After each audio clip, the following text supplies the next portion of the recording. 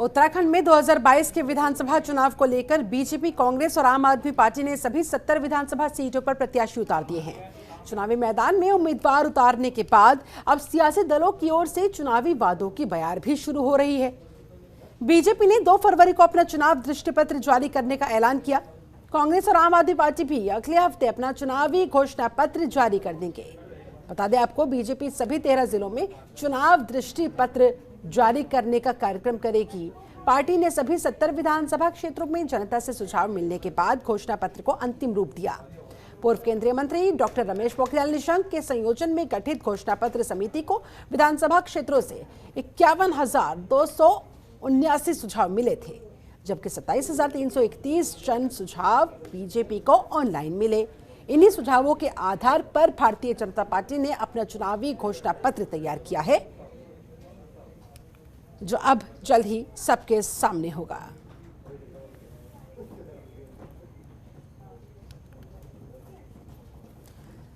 अजय पांडे हमारे साथ, हमारे संवाददाता ज्यादा जानकारी के साथ लाइव जुड़े हुए हैं, उनका रुख करते हैं। अजय, जनता से सुझावों के आधार पर बीजेपी घोषणा पत्र जारी करेगी 2 फरवरी को, सभी की निगाहें टिकी हुई। क्या कुछ उसमें रखा जाता है ऐसा कि एक बार फिर से सत्ता का सिंहासन बीजेपी के ही कब्जे में रहे? पूर्व मुख्यमंत्री डॉक्टर रमेश पोखरियाल निशंक को ये जिम्मेदारी सौंपी गई है कि वो पार्टी का जो दृष्टि पत्र है, जो घोषणा पत्र है, वो बनाएं और पूरे प्रदेश में सभी 13 जिलों में सभी 70 विधानसभाओं में जनता से बीजेपी ने सुझाव एकत्र किए हैं। और सुझाव के लिए क्योंकि पिछले दिनों जब बीजेपी ने शहीद सम्मान यात्रा शुरू की थी, तो उस यात्रा के दौरान जहाँ जहाँ पर जो बीजेपी की का रथ गया, वहाँ पर एक पत्र पेटिका भी रखी गई थी और उस पत्र पेटिका में लोगों से सुझाव मांगे गए थे कि उत्तराखंड में और कौन कौन सी ऐसी चीजें हैं जो बीजेपी की सरकार बनने के बाद उसको त्वरित लागू किया जाए, उस पर काम किया जाए। और तमाम जो लोगों ने अपने सुझाव दिए हैं, चाहे ऑफलाइन सुझाव की बात करें, चाहे ऑनलाइन सुझाव की बात करें, तो 78,000 से ज्यादा सुझाव बीजेपी को मिले हैं और उसी पर पूरा फोकस रखा जा रहा है। क्योंकि बीजेपी के जो रणनीतिकार हैं वो अपने स्तर से रणनीति बना रहे हैं ताकि जनता के बीच वो दृष्टि पत्र रखा जाए कि सरकार बनने के बाद बीजेपी का मुख्य क्या उद्देश्य रहेगा, कौन कौन से विषय रहेंगे जिस पर विशेष फोकस रहेगा और जल्द से जल्द उस पर कार्रवाई की जाएगी।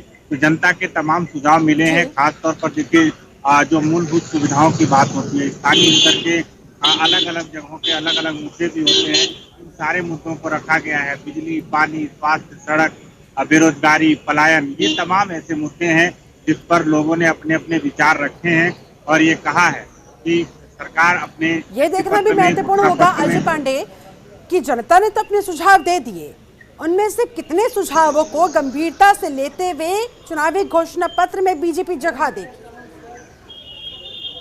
क्या बिल्कुल, देखिए सभी लोगों ने अपने अपने स्तर से सुझाव दिए हैं। बीजेपी ने, चाहे प्रबुद्ध वर्ग हो, आम जनता हो या बाकी अन्य जगहों पर गली मोहल्ले तक क्षेत्रों में जाकर के लोगों से बीजेपी का जो रथ रहा है वहां से जाकर के उन्होंने एकत्र किए हैं सारे लोगों से सुझाव। और इसके साथ साथ ऑनलाइन भी सुझाव देने की बात कही गई थी, तो उसके लिए भी लोगों ने अपने सुझाव रखे हैं, सुझाव दिए हैं। और इसके बाद से बीजेपी का जो लोग दृष्टि पत्र तैयार कर रहे हैं, उन लोगों ने भी अपने अपने स्तर से सोचा है कि पिछले विधानसभा चुनाव के दौरान बीजेपी ने कौन कौन से ऐसे वादे किए थे, कौन कौन से ऐसे दावे किए थे जिस पर काम पूरा हुआ है और कौन कौन से ऐसे मामले और मुद्दे रहे जिस पर पार्टी ने अधिक फोकस नहीं किया है और उस पर अब आने वाले 5 साल के दौरान वो उस पर फोकस करेंगे। क्योंकि दृष्टि पत्र किसी भी सरकार या किसी भी पार्टी का ये 5 साल का रोड मैप होता है। तो अगले 5 साल के दौरान पार्टी ने क्या करना है, कौन से ऐसे विषय रहेंगे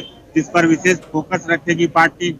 जनता को ये बताना होता है कि अगर उनकी सरकार बनती है तो कौन कौन से विषयों पर अधिक ध्यान दिया जाएगा और उसको तेजी से लागू किया जाएगा। उसके लिए समय भी निर्धारित किए जाते हैं। ये बताया जाता है पार्टियों की ओर से कि अगर सरकार बनती है तो 100 दिनों के अंदर इस योजना को लागू करेंगे या उसके बाद के समय में या 2 साल के अंदर हम उस क्षेत्र के विकास को लेकर के जो गति बढ़ानी है वो गति तेजी के साथ आगे बढ़ाएंगे। तो तमाम ऐसे विषय होते हैं, तमाम ऐसे मुद्दे होते हैं जिस पर पार्टियां अपना रुख साफ करके रखती है और 5 साल का जो रोड मैप है वो पार्टियां रखती हैं जनता के बीच में। तो जनता को अब देखना होगा कि जनता किस पार्टी के रोड मैप को, किस पार्टी के विजन को, किस पार्टी के दृष्टिपत्र को वो स्वीकार करती है, उस पर अपनी मुहर लगाती है। लेकिन पार्टियों की ओर से अपनी अपनी तैयारियां की जा रही है।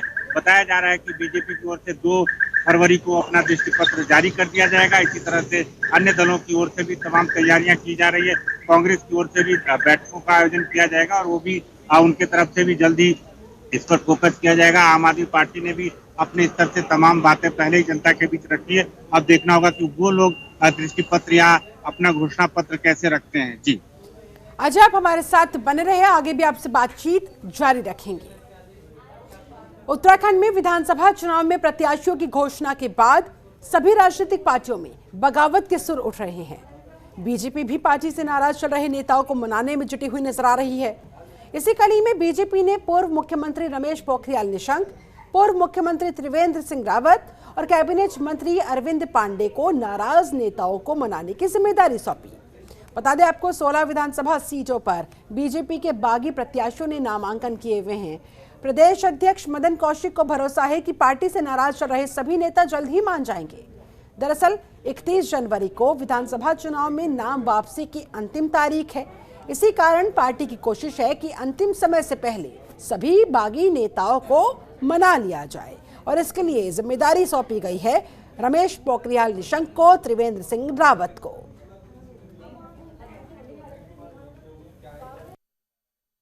देखिए, भारतीय जनता पार्टी आज दुनिया की सबसे बड़ी राजनीतिक पार्टी है। इस पार्टी से हर व्यक्ति जुड़ना चाहता है।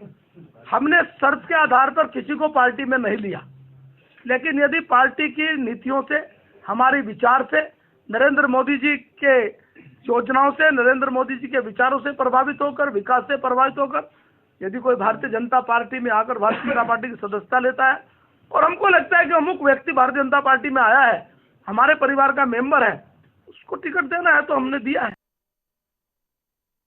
हमारे संवाददाता ज्यादा जानकारी के साथ लगातार जुड़े हुए हैं। एक बार फिर से अजय का रुख करते हुए, अजय, बीजेपी कैसे मनाएगी इन बागी नेताओं को? रमेश पोखरियाल निशंक को, त्रिवेंद्र सिंह रावत को ये जिम्मेदारी दे तो दी गई, लेकिन क्या लग रहा है, क्या कन्विंस कर पाएंगे उन नेताओं को? क्या उनकी नाराजगी को दूर किया जा सकेगा? सबसे बड़ी बात यह है कि जो 16 जगहों पर जिन लोगों ने अपने नामांकन दर्ज कराए हैं, उसमें अधिकांश ऐसे लोग हैं जिनको पार्टी की ओर से ये कहा जाता रहा कि उनका टिकट फाइनल है और वो समर्पित कार्यकर्ता के तौर पर लंबे समय से पार्टी में काम करते रहे। कई ऐसे नेता हैं जो पार्टी में उच्च पदों पर भी रहे हैं और वो अब बगावत करके चुनाव मैदान में सामने आए हैं। तो ऐसे में जो पार्टी के अधिकृत प्रत्याशी हैं, जाहिर है कि उनको नुकसान होने की पूरी संभावना है और ऐसे में अब पार्टी के जो शीर्षस्थ नेता हैं, वरिष्ठ नेता हैं, उनको जिम्मेदारी सौंपी जा रही है कि ताकि वो जा करके उनको मनाएं और ये समझाएं कि जिनको अधिकृत प्रत्याशी के तौर पर पार्टी ने इस बार चुनाव मैदान में उतारा है, उनके साथ वो जुड़ करके काम करें और अगर सरकार बनती है तो उनको सरकार में एडजस्ट किया जाएगा, संगठन में उनको बड़ी जिम्मेदारी दी जाएगी। क्योंकि पूर्व मुख्यमंत्री डॉक्टर रमेश पोखरियाल निशंक को जिम्मेदारी दी गई है, पूर्व मुख्यमंत्री त्रिवेंद्र सिंह रावत को जिम्मेदारी दी गई है, इसके साथ साथ कैबिनेट मंत्री अरविंद पांडे को जिम्मेदारी दी गई है कि कुमाऊं के कई क्षेत्रों में जाकर जहां पर पार्टी के अधिकृत प्रत्याशी के खिलाफ कोई अगर प्रत्याशी के तौर पर खड़ा है तो उसको कैसे मनाया जाए, समझाया जाए। मैं आपको बता दूं कि अरविंद पांडे कुमाऊं के कई जगहों पर गए थे, लेकिन जिन लोगों को मनाने का उनको काम दिया गया था वो नेता माने नहीं है। इसी तरह से त्रिवेंद्र सिंह रावत और डॉक्टर रमेश पोखरियाल निशंक भी अपने अपने स्तर से सभी उन नेताओं के संपर्क में हैं जो इस समय बगावत करके पार्टी के अधिकृत प्रत्याशियों के खिलाफ चुनाव मैदान में। दरअसल डिमांड क्या थी, किस बात की वजह से वो नाराज हो गए?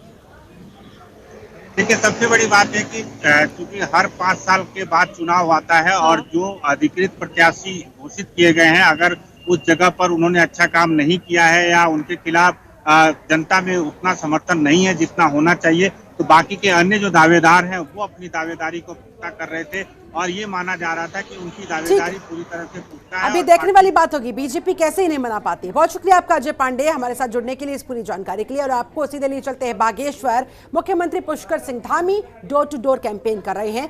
बीजेपी के पक्ष में माहौल बना रहे हैं, बीजेपी प्रत्याशी के पक्ष में जनता से वोट की अपील कर रहे हैं। तस्वीरें देखिए आपके सामने, हाथ जोड़कर लोगों का अभिवादन स्वीकार करते हुए जन जन तक पहुंच रहे हैं उत्तराखंड के मुख्यमंत्री पुष्कर सिंह धामी। तस्वीरों में आप देख सकते हैं भारतीय जनता पार्टी कुछ इस तरह से चुनावी प्रचार प्रसार में इस समय जुटी हुई है। डोर टू डोर कैंपेन जिसके तहत सीएम पुष्कर सिंह धामी कोशिश में लगे हुए कि एक बार फिर से उस इतिहास को तोड़ा जा सके, उस मिथक को तोड़ा जा सके जिसमें हर 5 साल के बाद उत्तराखंड में सरकार बदल जाती है। ऐसे में एक बार फिर से जनता का प्यार पाने की कोशिश के साथ बीजेपी यहां पर door to door campaign Bageshwar में करती हुई दिखाई दे रही है। जन जन तक पहुंचने की एक कोशिश भारतीय जनता पार्टी की, मुख्यमंत्री पुष्कर सिंह धामी की। यहां बीजेपी के पक्ष में लोगों से वोट की अपील करते पुष्कर सिंह धामी हाथ जोड़कर तमाम लोगों का हाथ हिलाकर तमाम लोगों का यहां अभिवादन स्वीकार करते हुए आगे की तरफ प्रस्थान करते हुए, और ये देखिए पीछे मोदी मोदी के नारे भी गूंज रहे हैं। सबका साथ सबका विकास का एक बार फिर से, सबके विश्वास का एक बार फिर से दावा किया जा रहा है।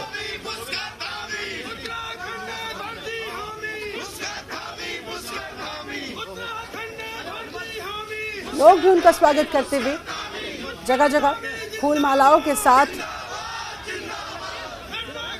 पुष्कर सिंह धामी को ग्रीट किया जा रहा है, उनका स्वागत किया जा रहा है। ये डोर टू डोर जनसंपर्क अभियान बागेश्वर में इस समय चल रहा है भारतीय जनता पार्टी का। सीएम पुष्कर सिंह धामी गली गली कूचे कूचे गुजरते हुए इस जनसंपर्क अभियान में हर संभव कोशिश करते हुए कि इस बार साबित किया जाए कि उत्तराखंड में हर 5 साल के बाद जो सरकार बदलने का मिथक है वो गलत है, उसे गलत साबित किया जा सके, इसी कोशिश के साथ बीजेपी एडी चोटी का यहां पर जोर लगाती हुई जनता के दिलों तक पहुंचने की कोशिश के साथ बागेश्वर में इस समय सीएम धामी पूरे एक्टिव मोड में दिखाई दे रहे हैं। वहीं दूसरी तरफ कांग्रेस तो इसी इंतजार में बैठी हुई है कि 5 साल बीत गए, अब उनका नंबर है। लेकिन जनता इस बार क्या उसी मिथक पर चलेगी, क्या उसी ट्रैक पर चलेगी, या फिर इस बार वो ट्रैक भी परिवर्तित हो जाएगा, बीजेपी की सरकार दोबारा आएगी, कांग्रेस को क्या 5 साल अभी और इंतजार करना पड़ेगा, या फिर इस बार मौका कांग्रेस को मिलने जा रहा है, जनता के हाथ बात है। फिलहाल तो तमाम राजनीतिक दल हर संभव कोशिशों के साथ, क्योंकि कोरोना केसेस की वजह से जिस तरह से चुनाव आयोग ने गाइडलाइंस जारी की थी, डोर टू डोर कैंपेन के लिए भी गाइडलाइंस जारी की गई थी, उसके तहत तेजी के साथ सीएम पुष्कर सिंह धामी को तस्वीरों में आप देख सकते हैं हाथ जोड़कर अभिवादन स्वीकार करते हुए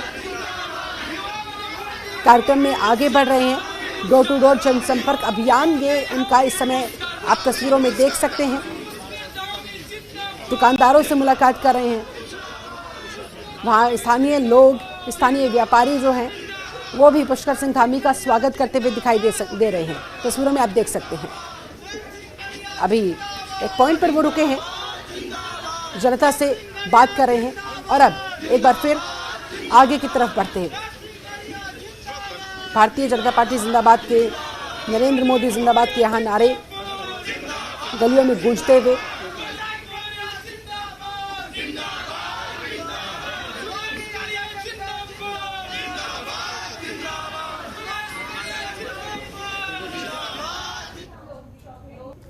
उत्तराखंड में विधानसभा चुनाव को लेकर सभी राजनीतिक दल अपने घोषणा पत्र को तैयार करने में लगे हुए हैं।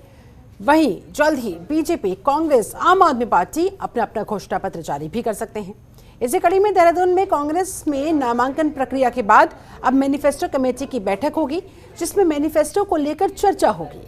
बता दें आपको, मैनिफेस्टो कमेटी के अध्यक्ष पूर्व मंत्री नवप्रभात के नेतृत्व में कई टीमों ने बीते दिनों मैनिफेस्टो को लेकर जनता का फीडबैक लिया। कांग्रेस ने अपनी मैनिफेस्टो को प्रतिज्ञा पत्र का नाम दिया।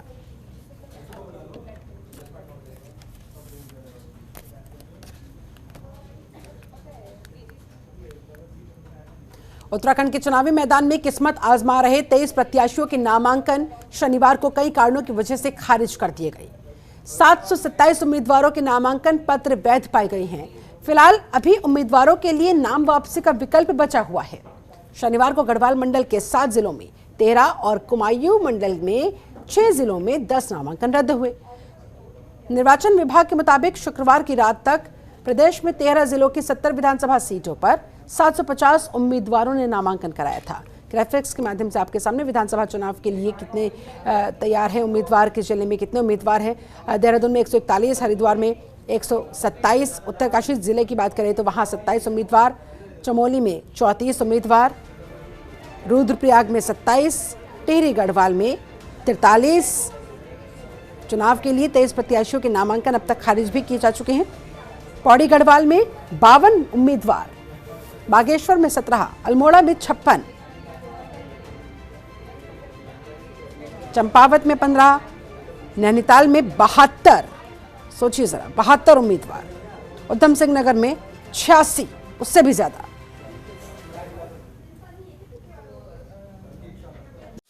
खबरों के निष्पक्ष विश्लेषण के लिए सब्सक्राइब करें Jantantra TV and press the bell icon. Never miss any update.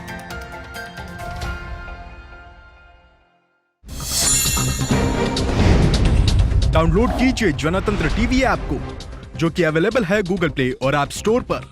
अधिक जानकारी के लिए अभी डाउनलोड करें।